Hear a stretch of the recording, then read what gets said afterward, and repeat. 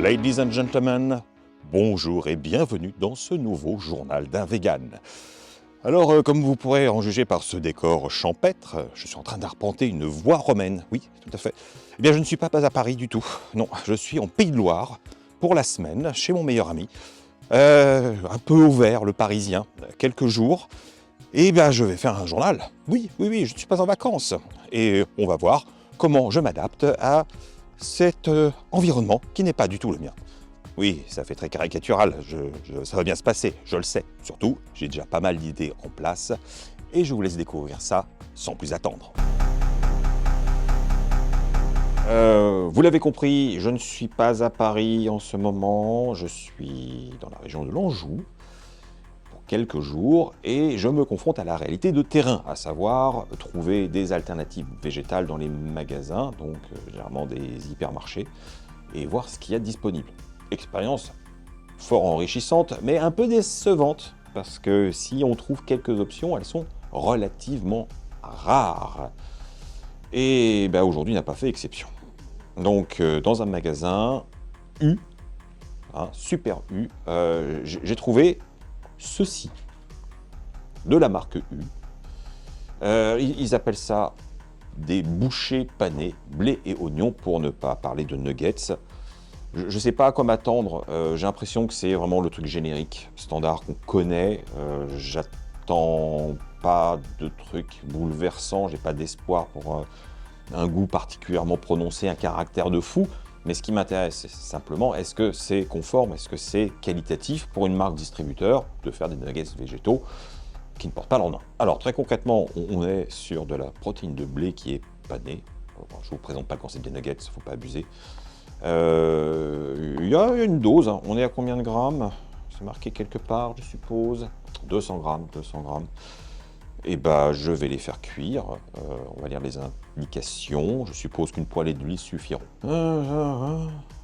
Oui, c'est bien ça. Ça peut se faire réchauffer au four aussi.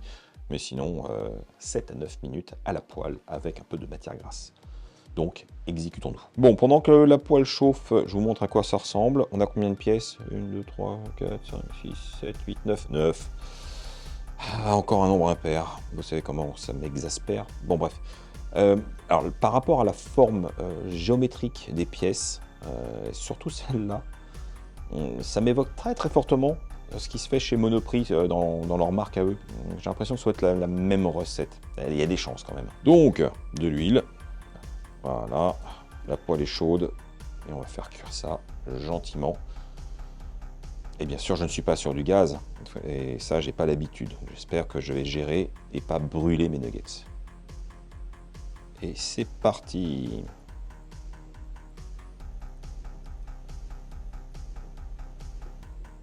Alors voilà, on est à mi-cuisson. Je retourne. Oh, ils sont bien dorés, ils sont beaux. Allez, ça va, je gère le feu. Et voilà le résultat des petits nuggets bien dorés. Et voilà. Bon, écoutez, ça a une bonne tête, ça a bien réagi à la cuisson. Ça sent le graillon, c'est un nugget. Goûtons.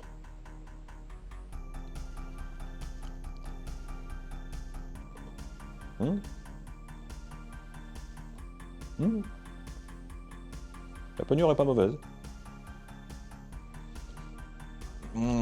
L'intérieur, c'est un peu mou, quoi. Il n'y a pas beaucoup de texture, on sent pas de fibre, on sent pas de résistance.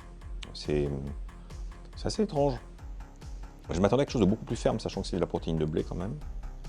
J'essaie de le... Vous voyez, c'est pas... Je sais pas.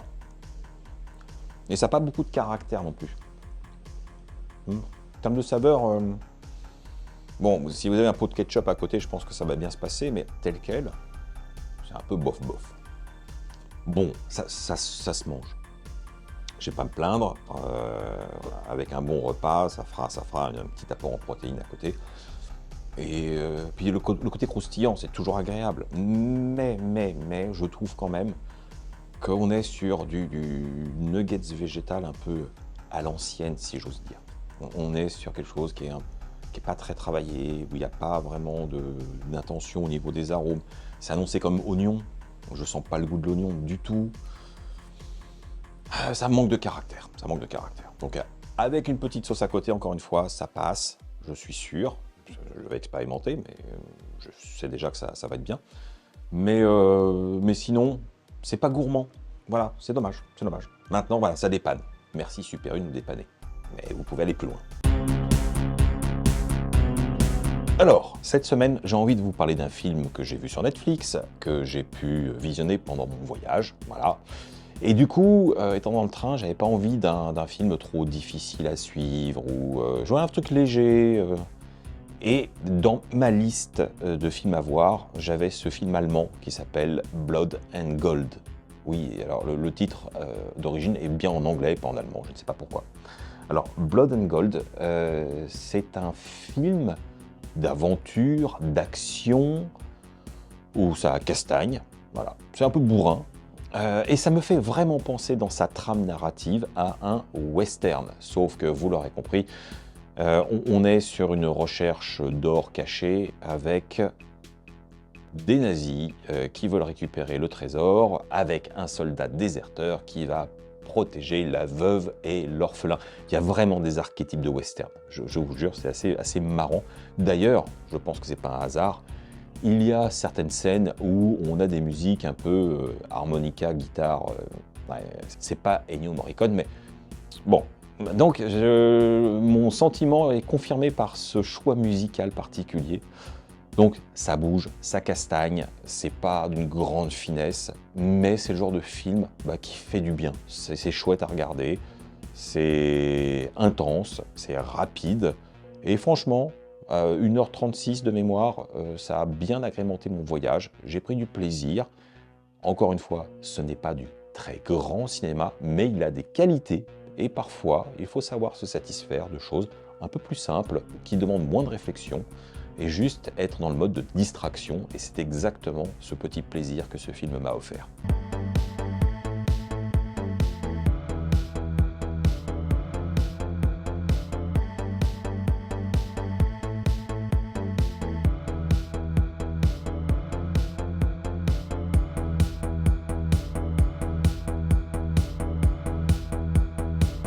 Bon les amis, ça fait longtemps que je ne vous ai pas proposé un nouvel établissement à découvrir. Et une fois n'est pas coutume, ça ne se passe pas à Paris, mais à Saumur. Parce que sachez-le, dans cette petite ville charmante, il existe un restaurant 100% végétalien. Oui, j'ai déjà eu l'occasion de le tester à un précédent séjour. J'avais pas filmé, et puis je savais pas si ça valait la peine. Mais je m'étais promis une chose, la prochaine fois que je vais à Saumur, je vais chez Nuabol pour vous en parler. Ce jour est venu. Alors, Nuabol, en gros, c'est un concept de bol à la base. Et oui, on va avoir une composition entre des légumes cuits, des légumes crus, des céréales, de la protéine végétale, des sauces maison signature qui vont donner une certaine identité. Il y a du choix, il y en a pour tous les goûts. Et puis, l'offre, elle s'étend vers des acras avec du bokit antillais, vegan, oui, c'est rare, des bananes plantains frites, des trucs comme ça. Donc, c'est assez original, parce que finalement, c'est une cuisine qui n'est pas si répandue. Donc, je ne m'attendais pas à la trouver à Saumur, mais je suis content. Alors, cet établissement est résolument moderne et tourné vers l'avenir, puisque vous avez plusieurs possibilités pour commander, il faut le prendre en compte. Soit vous allez scanner sur votre table le petit QR code et commander depuis votre smartphone directement. Voilà, vous faites tout directement vous-même. Soit il y a une borne avec une grosse tablette et vous pouvez commander direct sans passer par votre propre appareil. Mais au moins, c'est une petite équipe réduite familiale et ils n'ont pas besoin de s'occuper de prendre les commandes. Ça passe directement là-bas. Ce qui n'empêchera pas le contact humain et la chaleur du lieu. Bon, moi je vais passer par l'équipement maison et tester pour vous, voilà, sur place. Comment je m'appelle aujourd'hui? Bon, pas de mystère. Et voyons, donc on a un menu interactif. Il y a des formules, il y a des destinations, on peut choisir des thématiques. Il y a les boissons, ok, bon, c'est assez complet. Allez, voyons par là. Justement, ça tombe bien. Alors, je ne suis pas seul et je vais commencer par choisir ceci. Et alors là, voilà, on peut personnaliser, choisir différentes sauces, des suppléments, voilà, c'est tout personnalisable. Une fois que vous avez choisi vos options, avant de valider, on vous propose de passer en formule, ce qui est malin, donc il y aura un dessert et une boisson en plus. Mais bien sûr, voilà. Allez, on continue. Bon, je vous épargne les détails de cette commande. On est trois, il y a 3 formules différentes. Ce qui est bien aussi, c'est que vous pouvez composer vos plats, vos bols, avec tous les ingrédients que vous voulez. C'est très modulaire. C'est assez sympa, parce que vraiment, vous pouvez avoir le repas qui vous ressemble. Bon, bah, maintenant, il n'y a plus qu'à goûter, parce que bien sûr, je n'ai pas repris ce que j'ai déjà mangé la dernière fois. Ce serait pas drôle.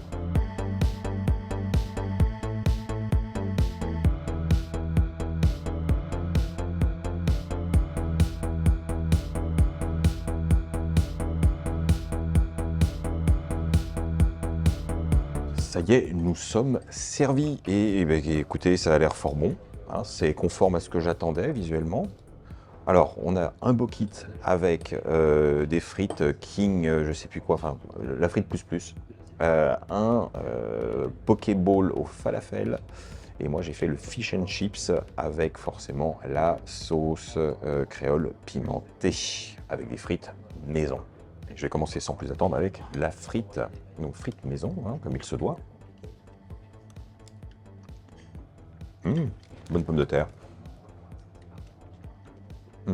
On ne dira jamais assez que c'est important de faire des bonnes frites maison.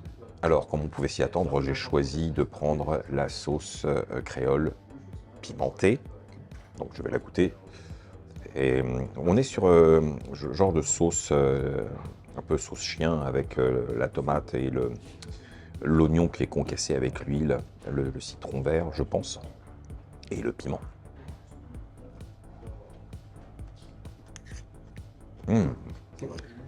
C'est bon.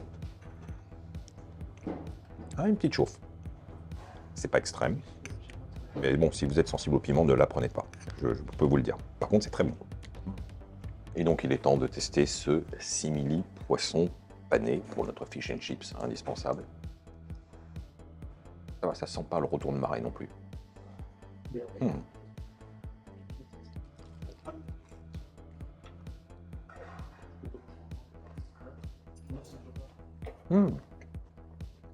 y a une petite note marine. Ah, c'est très, très souple sous la dent, ça se détache bien. Il y a une fibre assez délicate. Croustillant et super. L'esprit fish and chips est au rendez-vous. Alors la sauce, effectivement, j'ai pris une sauce qui n'a rien à voir avec une sauce fish and chips britannique. Mais je vais mélanger les deux, je suis sûr que ça va très bien se passer.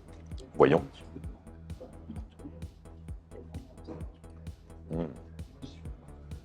Ouais, c'est harmonieux. J'aime beaucoup cette sauce. J'aime beaucoup ce simili poisson. Alors j'ai fini mes frites, j'ai fini ma sauce pimentée, j'ai fini mon simili fish. Et j'ai complètement oublié que j'ai un guacamole au côté. Bah ouais, il a l'air très bon. Il est bien citronné, assez vif, crémeux, il y a des petits morceaux de tomates, donc il y a la texture, c'est pas juste de la crème. Bon, vous savez quoi? Je suis content.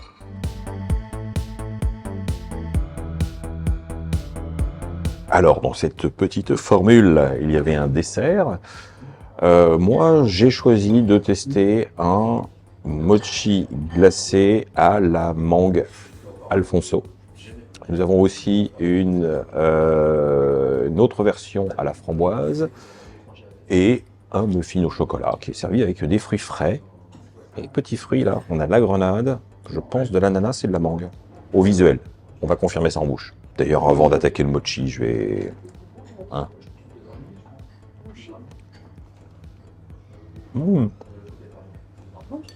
C'est bon petit fruit frais. Allez, passons à la pièce principale. Ah oui, la mangue est explosive. C'est bon. Honnêtement, moi, les mochis glacés, je suis vraiment pas fan. Je préfère le vrai mochi traditionnel.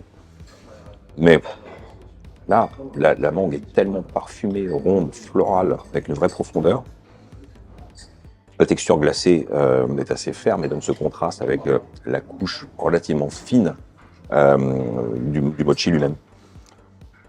C'est pas mal du tout. Bon alors, conclusion, écoutez, c'est une très bonne expérience. On a très bien mangé, tous autant qu'on était. Oui, il n'y a pas d'autre avis puisque je suis le seul à l'écran aujourd'hui. Mais tout le monde a apprécié et à savoir que j'étais accompagné par 2 personnes qui ne sont pas du tout véganes et qui ont été totalement convaincues par la qualité de la cuisine ici, tant sur les protéines que sur les pâtisseries, que sur les mélanges, les sauces, les goûts. En fait, on n'a que du positif à dire. Donc si vous êtes de passage à Saumur, c'est le resto qu'il vous faut, c'est sûr. Si vous vivez dans la région, ne passez pas à côté de cette petite pépite que vous avez dans votre région parce que c'est délicieux. Il y a un super accueil, c'est simple, sans prise de tête, mais on se régale.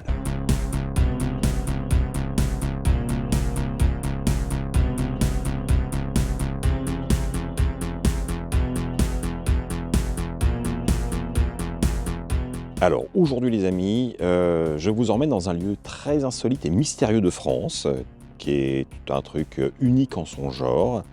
Ça s'appelle la cave aux sculptures et je vais découvrir ça avec vous. Allez, on y va et on va découvrir ça ensemble. Je vous préviens, on ne sait pas grand-chose et c'est ça qui est intéressant.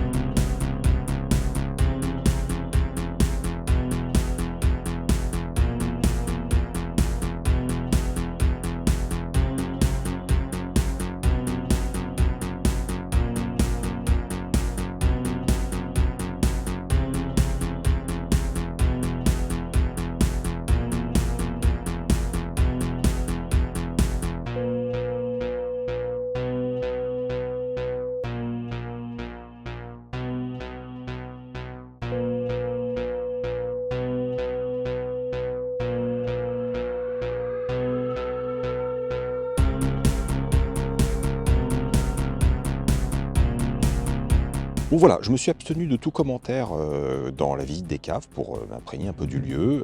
Alors, je vous dis qu'on ne sait pas grand-chose, c'est-à-dire qu'il y a beaucoup de théories sur l'origine de ces caves aux sculptures. Il y a différents points intéressants qui sont assez confirmés, il y a différentes dates qui ont été retrouvées. On estime que c'est un lieu qui remonte au XVIe siècle, mais peut-être c'est antérieur. Après, la signification de ces sculptures est encore sujette à interprétation. Il y a des pistes, mais tout ça, je ne vais pas vous le dévoiler ici. Il faut venir à Denze pour pouvoir découvrir vraiment et s'imprégner du lieu, parce que c'est vraiment unique en son genre, c'est impressionnant. Il faut prendre son temps de regarder dans le détail, mais toutes ces scènes qui sont entre la satire, entre l'érotisme, le rituel et aussi des personnages historiques. C'est un peu comme une sorte de bande dessinée sculptée, comme nous disait notre guide. Et il faut en comprendre l'histoire et surtout le pourquoi. Et puis qui. Et puis comment ils ont fait ça. Mais voilà. J'aime bien ce genre de truc. Alors au-delà aussi des théories sérieuses, il y a beaucoup de fantasmes parce qu'on est juste derrière nous, on a un lieu templier et avéré. Donc entre templiers, rituels sataniques, etc., il y a beaucoup de choses qui se disent alors que bon, il n'y a pas de preuves formelles. Mais voilà, il y a une aura de mystère et surtout il y a quelque chose de assez poignant dans ces sculptures, sur ces formes, dans cet agencement. Et effectivement, oui, il y a des thématiques étranges et qui peuvent me mettre mal à l'aise. Pourtant, voilà, moi j'ai trouvé ça super enrichissant. Et alors, avant de s'introduire dans les caves, on nous a quand même fait une petite projection qui durait un petit quart d'heure pour refaire un point sur les découvertes, les théories et tout ça. Et donc c'était vraiment très très agréable. Le site n'est pas ouvert tout le temps. Je vous mets quand même le site officiel en barre d'infos. Mais le lieu, lui, n'est pas ouvert en permanence. Donc renseignez-vous avant de venir. Et là, on a une visite un peu privée. Mais ça rouvre a priori au mois d'avril. Mais voilà, allez voir leur site pour avoir plus d'informations. Bon, il serait peut-être temps de passer en cuisine, de se préparer un bon petit plat. Toujours un peu avec les moyens du bord, mais finalement, je suis plutôt gâté. Parce que, oui, on n'a pas trouvé grand-chose en termes de simili-carne, mais quand même, dans les congélateurs, il y avait des produits Beyond Meat, dont le fameux haché. Bon, comme c'est très versatile, bah, ça permet de faire des trucs bien. Alors aujourd'hui, on va pas aller très très loin dans la créativité. On va faire des pâtes version bolognaise, simplifiées, rapide, et puis avec une petite touche exotique.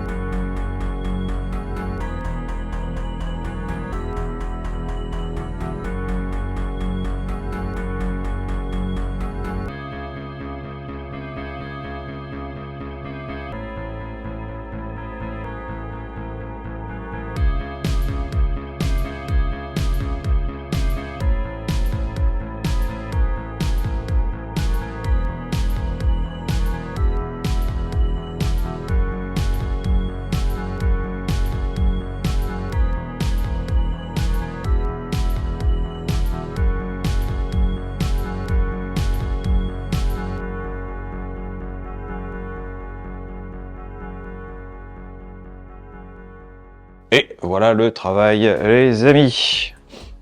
Bon, c'est très satisfaisant. Je vous avoue que je voulais finir le plat avec de la cébette fraîche hachée par-dessus, ça aurait été très sympa. Mais on n'en a pas trouvé. Voilà, donc on fait avec ce qu'on a et c'est déjà pas mal. Goûtons ça, sans plus attendre.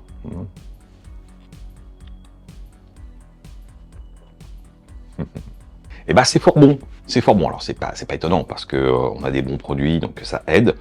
Mais j'aime bien rajouter cette petite touche avec le gochujang plus la sauce soja au niveau de la cuisson. Alors c'est une hérésie pour des Italiens, excusez-moi, mais c'est pas grave. Pas grave. J'ai jamais dit que j'allais faire une bolognaise italienne. J'ai pas menti.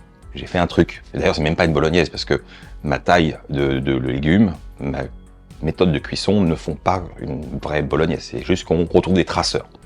Bref, on a encore un esprit fusion, c'est très satisfaisant, et j'espère que ça vous aura inspiré pour le refaire chez vous. Et voilà les amis, j'en ai fini pour ce nouveau journal.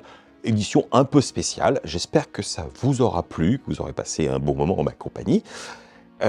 Bon, comme toujours, je vous le demande, vous le savez à force, c'est bien de lâcher des pouces, de vous abonner, me soutenir sur Tipeee, devenir membre de la chaîne et profiter d'avantages exclusifs. Et puis c'est tout ce que j'ai à dire. Maintenant, j'ai fini mon petit séjour en Pays de Loire, je retourne vers Paris sans plus attendre. Et on se retrouve bien sûr la semaine prochaine sans faute. Tchuss!